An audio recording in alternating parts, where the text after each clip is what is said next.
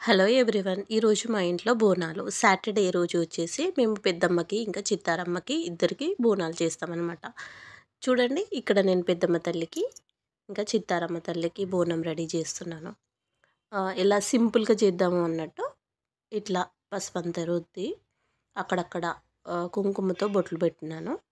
దానికి ఇంకా కంకణం రెడీ చేసుకొని కంకణం కట్టాను. ఆ తర్వాత పువ్వులు ఇంకా పెట్టి మంచిగా డెకరేషన్ ఇప్పుడు చేసింది చిత్తారమ్మకి, తర్వాత పెద్దమ్మ తల్లికి 2 బోనాలు రెడీ చేసుకొని దాంట్లో మన సాంప్రదాయంగా పెద్దమ్మకు వచ్చేసి బెల్లన్నం, పరమన్నము, ఇంకా చిత్తారమ్మకు వచ్చేసి పచ్చన్నము అంటే పసుపు వేసి వండాలన్నమాట. అన్నం రెడీ చేసి పెట్టుకొని చల్లార్చి అప్పుడు నేను బోనం చేద్దామని చెప్పేసి రెడీ అయ్యి ఇప్పుడు బోనం రెడీ చేస్తున్నాను అన్నమాట. రెడీ చేసి పెట్టుకొని ఇట్లా మంచిగా సెట్ చేసి పెట్టుకోవాలి. ఆ తర్వాత ఇప్పుడు నేను చూపిస్తున్నది వచ్చేసి పెద్దమ్మ తల్లికి అనమాట. పెద్దమ్మ తల్లికి వచ్చేసి ఇట్లనే ఇక దానిపైన ఇట్లా మనం పసుపు ఫస్ట్ ఆయిల్ రాసుకొని దాని తర్వాత పసుపు చల్లుకుంటే బాగుంటుంది. దాని తర్వాత ఇక్కడ పైన కింద వచ్చేసి సున్నంతో రుద్దేసినాను అనమాట. దాని తర్వాత ఓం అందించుతున్నాను. అట్లా సింపుల్గా ఈజీగా చేసి రెడీ చేసుకున్నాను అనమాట.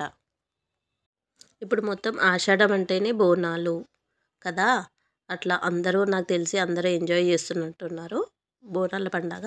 మాకు కొంచెము వీడియో పెట్టడానికి కొంచెం లేట్గానే అయింది, ఎందుకంటే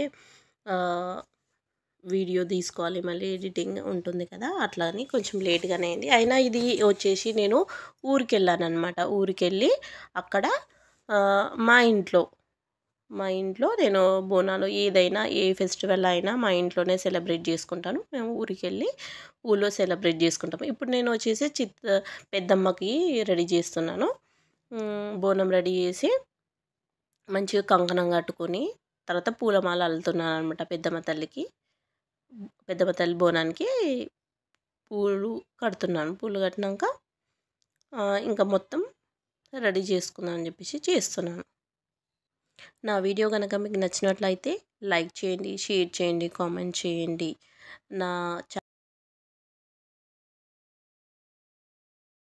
ఇప్పుడు పెద్దమ్మ తల్లికి పరమన్నం పెడుతున్నాను.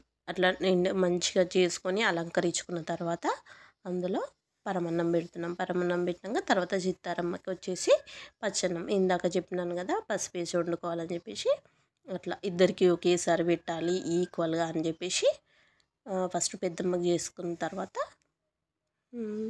చిత్తారమ్మకి పెడతానన్నమాట.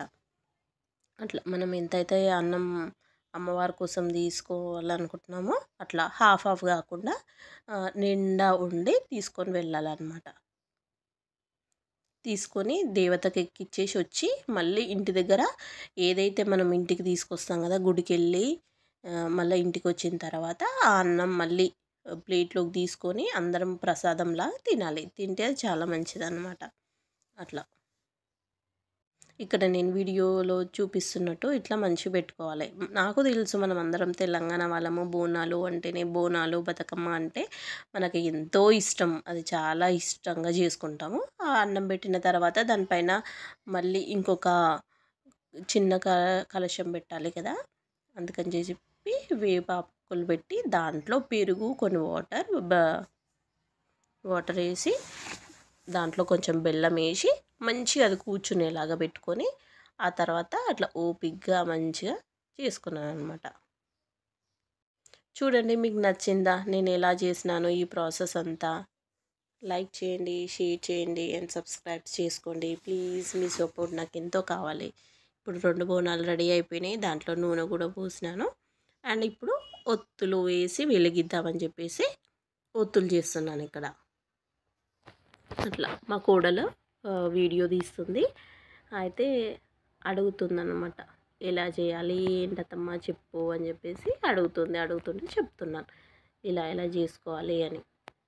ఇప్పుడు ఆ గండ దీపం మాత్రం మనము గుడికి వెళ్తాం కదా ఆ టైంలో ముట్టేయాలి. అంతకుముందు మనము బోనం చేసుకున్నాక అట్లా దీపాలు వెలిగించి తర్వాత కొబ్బరికాయ కొట్టి సాగచెంబులు పెడుతున్నాను. దానికి కూడా మంచిగా కుంకుమ, పసుపు బొట్లు అలంకరించుకోవాలి. వేపాకులు వేసుకొని ఉంచాలి. ఆ తర్వాత కొబ్బరికాయ కొట్టి ఊదేయాలి. ఊదేసి మంచిగా మమ్మల్ని దీవించండి అని చెప్పేసి మొక్కోవాలని అనమాట.